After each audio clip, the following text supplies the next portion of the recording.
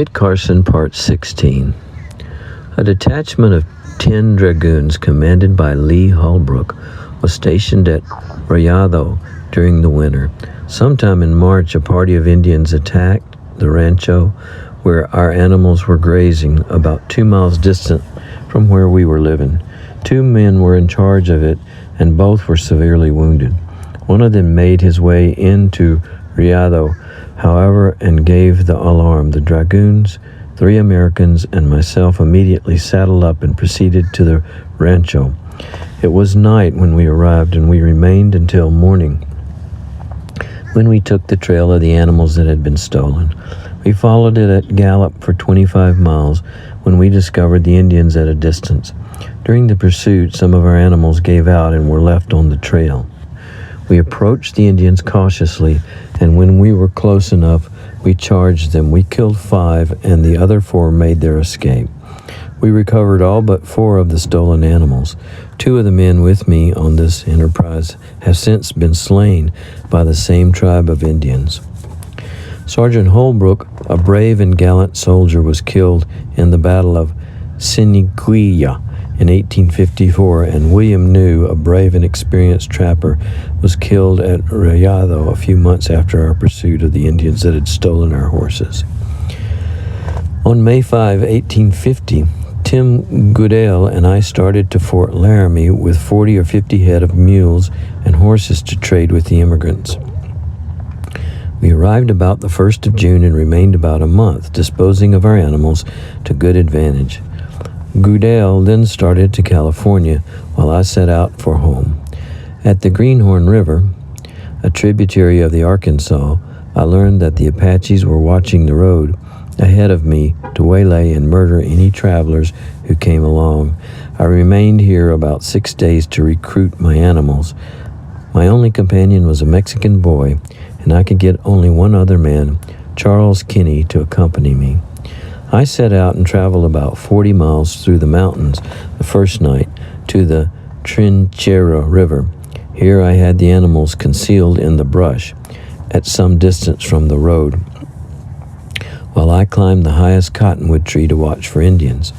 I remained in this lookout all day. At times I would drop asleep and nearly fall from my perch, but would recover in time and continue my watch. Towards evening, I saw a large body of Indians about half a mile distant. They had not as yet discovered our trail. I descended the tree, and we saddled up and proceeded on our journey, keeping in the brush some distance off the road until dark. We then took to the road and reached Red River at daylight and Taos that evening. I remained at Taos a few days and then departed for Rayado. During my absence, the Indians had run off every head of livestock. The troops were stationed there at the time, but the Indians came in such force that they feared to attack them. Shortly afterwards, a detachment of soldiers commanded by Major Greer was sent in pursuit of them. They killed some of the Indians and recovered all the livestock except that which had been killed by the Indians. I remained at Rayado till fall 1850. Nothing of any moment transpired except my pursuit of an American who had organized a party for the purpose of murdering Mr. Samuel Weatherhead and Mr. Elias Brevoort on the plains. The 2 men were supposed to have a large amount of money. The object of the party was disclosed by Fox to a man in Taos, whom he was seeking to induce to join him.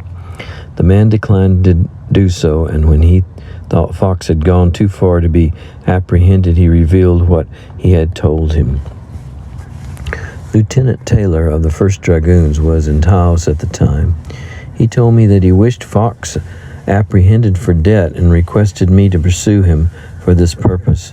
I refused to do so, whereupon he stated the true reason for wishing him apprehended, which was that Fox and a party of men were traveling in company with Mr. Weatherhead and Brevoort, intending to murder them as soon as they reached the Cimarron, and then go to Texas.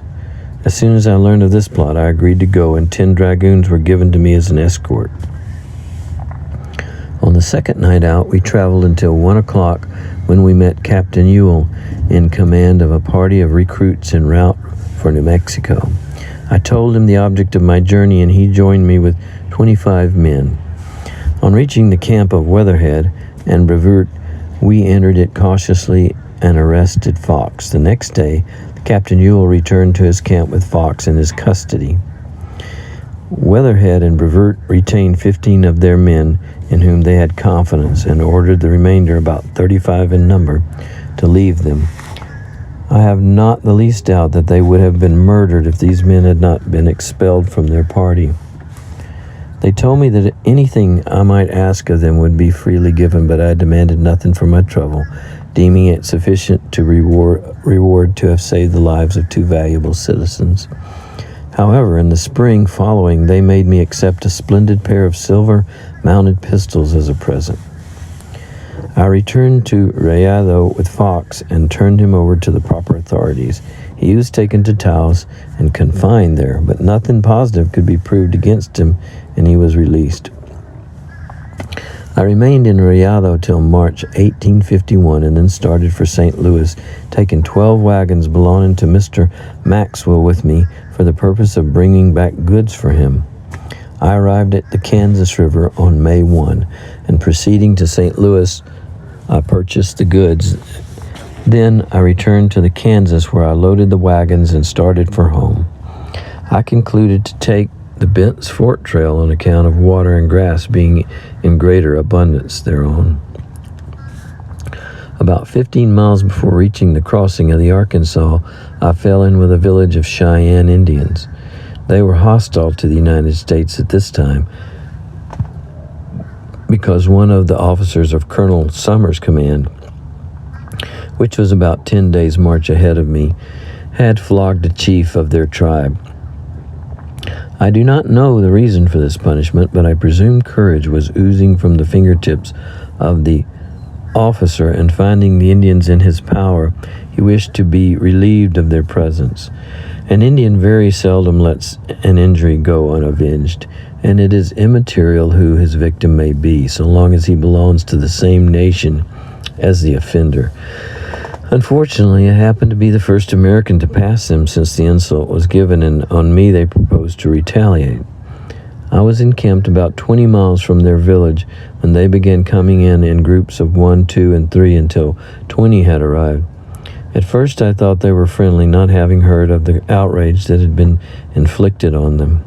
I treated them with kindness, invited them to sit down and smoke and talk, and they did so, but soon they commenced talking among themselves, and I understood them to say that they could easily kill me with a knife while I was smoking and off my guard, while as for the Mexicans with me, they could slay them as easily as if they were buffalo. I was alarmed by this talk, for I had but 15 men with me, 2 Americans and 13 Mexicans, and I had but a poor opinion of the bravery of the latter.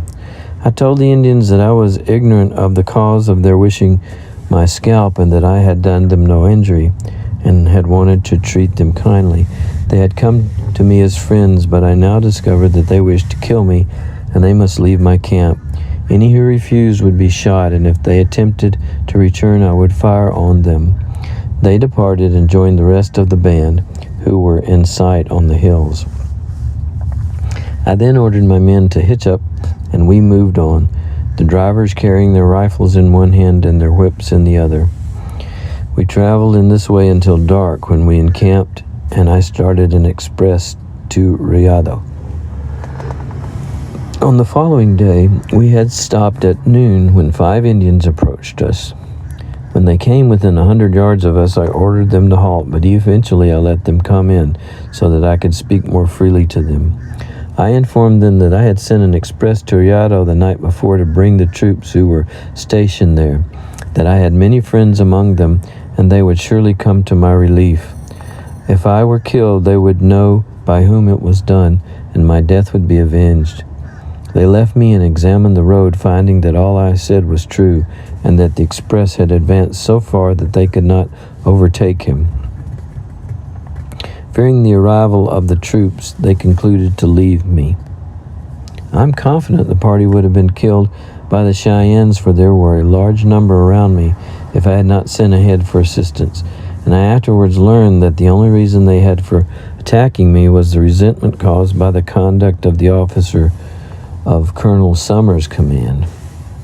My express reached Colonel Sumner on the third day after he left me and gave him the letter he bore, but as Colonel Sumner would send me no aid, the express continued on and arrived at Rayado the next day and gave my letter to Major Greer, who immediately detailed Lieutenant Johnston and a party of men to march to my relief.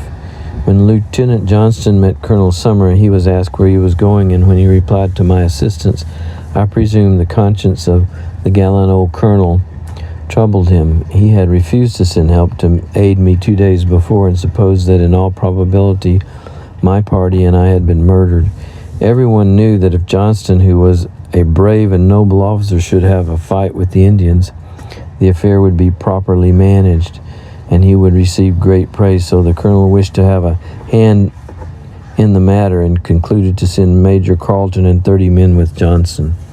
I do not consider myself under any obligation to him, for by his conduct 2 days earlier, he showed plainly that he had no desire to render aid to a few American citizens who were in the power of a band of Indians who had been enraged by the conduct of some of his own command.